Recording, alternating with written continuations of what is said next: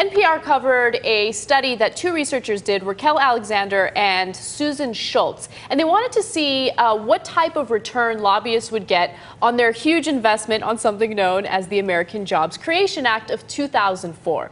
Now, for those of you who aren't familiar with this act, basically back in 2004, all of these multinational corporations started lobbying Congress because they wanted to stop paying 35% tax on the profits that they brought back to the United States from abroad.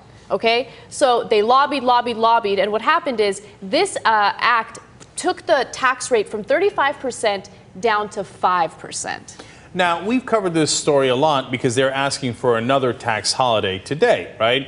And so it turns out the guys who said they were going to create jobs, of course, did not create jobs. They cut tens of thousands of jobs, some of the top recipients of the money. But why this story is interesting is because it gives you a sense of how valuable that lobbying was for the guys who got to take those billions of dollars home and didn't have to create a damn job with it.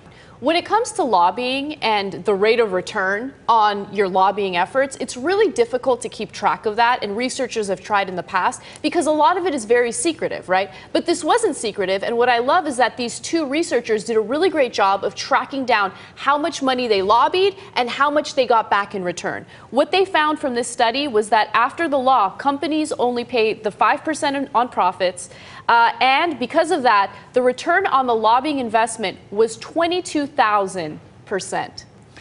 Do you understand that? 22,000%. Now, we've done a million stories here on the Young Turks that show you that the best thing money can buy in America is a U.S. senator or a congressman, right? But this is the perfect example of it. They did a great job of tracking the money and show you, hey, you know what? If you actually want to make money in this country, don't bother creating a good product.